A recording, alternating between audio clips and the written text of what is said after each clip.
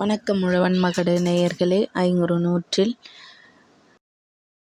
208வது பாடலான குறிஞ்சி நிலத்தில் அன்னாய் வாழி பத்து என்னும் பாடலை சுவைப்போம் வாருங்கள். அதாவது, அன்னாய் வாழி வேண்டு அன்னை கானவர் கிழங்கு அகழ் நெடுங்குழி மல்க வேங்கை பொன்மலி புதுவி அவர் நாட்டு மணிநிற மால்வரை நிறைதொறு இவள் அறைமலர் நெடுங்கண் ஆர்ந்தன பணியே. பாடியவர் கபிலர்.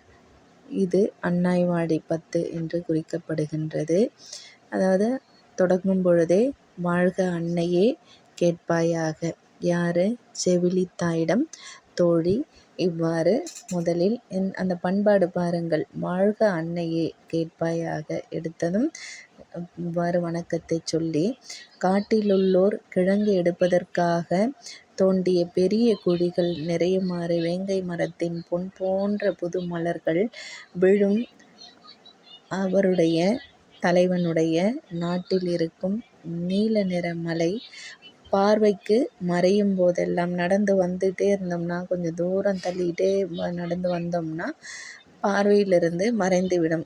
அப்பொழுதெல்லாம் என்ன நடக்கும்? இவளுடைய பெரிய அழகிய மீன் போன்ற கண்கள் நீரால் நிறையும். அப்படிப்பட்ட தலைவியின் செயல் எப்படியாக இருக்கின்றது என்பதை இன்னும் விளக்கமாக சுவைப்போம் வாருங்கள்.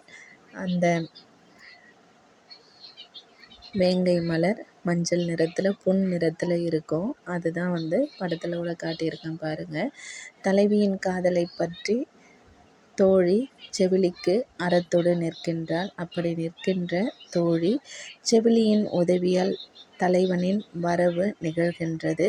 அப்படி நிகழ்ந்த பின்னர் மகிழ்ச்சியோடு இப்படி நன்றி கூறும் விதமாக, அதாவது செவிலித்தாயை பார்த்து, உன்னால் தாயே நின்னால் தலைவியின் வருத்தம் தீர்ந்தது, தலைவனை விட்டு பிரிந்த அந்த வருத்தம் தீர்ந்தது என்று சொல்லுவதாக செவிலியிடம் தோழி செவிலி தாயிடம் சொல்லுவதாக அமைந்த பாடல். அதனால் இது அறத்தொடு நிற்றல் எனப்படுகின்றது.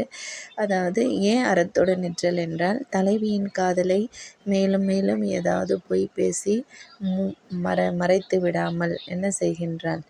சொல்லுகின்றாள். அறமாக, அறத்தொடு நேர்மையாக சொல்லுகின்றாள். அதுதான் அறத்தொடு நிற்றல். கிழங்கு அகழ் குழியில் வேங்கை மலர்கள் நிறைவது என்பது மற்றவருக்கு கொடுப்பதால் தனக்கு ஏற்படும் குறையை தன் புகழ் நிறைக்கும் பெருமை உடையவர் என்று உணர்வதாகும். எப்படி? குழி, அதாவது கிழங்கு அகழ்ந்த குழியில, இது யதார்த்தமான ஒரு இயற்கை. மரங்கள், வேங்கை மரங்கள் மிகுதியாக இருக்கும். குறிஞ்சி நிலம் என்றாலே மரங்கள் இருக்கும். அப்படி இருக்கின்ற அந்த குறிஞ்சி நிலத்தில் கிழங்கு அகழ்ந்தெடுப்பதற்காக தோண்டிய அந்த குழியில் பொன்னிற வேங்கை மலர்கள் மலர்ந்து நிறையும். இது எவ்வாறு இருக்கின்றது என்றால், மற்றவருக்கு கொடுப்பதால் தனக்கு அந்த குறையை தன் புகழ் நிறைக்கும்.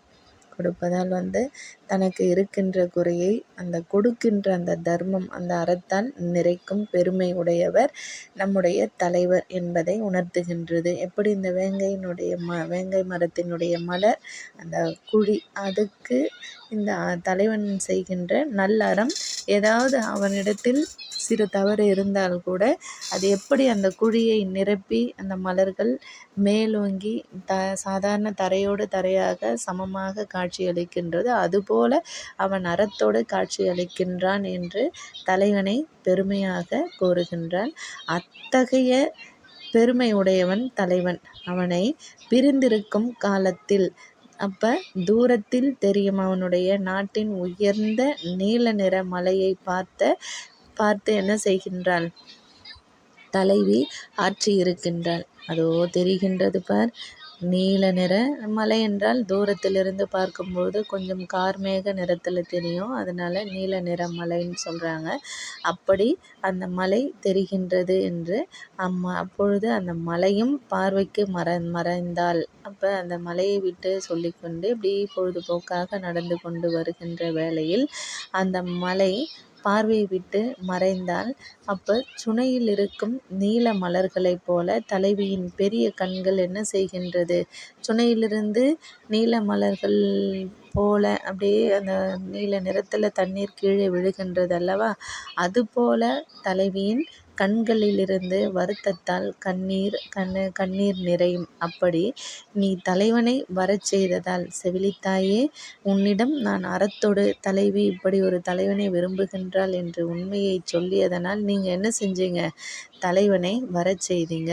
அதனால் தலைவியின் வருத்தம் நீங்கிற்று. தலைவி வருத்தம் போக்கி மகிழ்வாக இருக்கின்றாள் என்று தோழி செவிலியிடம் மகிழ்ச்சியாக சொல்லுகின்றார். இதுதான் அரைமலர் என்பது என்னன்னா, சுனையில் இருக்கும் நீல மலர்கள் தலைவியின் கண்களை குறிக்க பயன்படுவதால் இது என்ன ஆச்சுன்னா, நீல மலர் அப்படின்னு சொல்றது ஆகு பெயராகி தலைவியின் நீண்ட கண்களை குறித்தது. அதனால் இந்த ஆகு பெயர்னா என்ன? ஒரு பொருள் தன்னை குறிக்காமல் வேறு ஒரு பொருளை குறிப்பது. இப்படி குறித்து, அதாவது தலைவியின் கண்களை குறித்ததனால் இந்த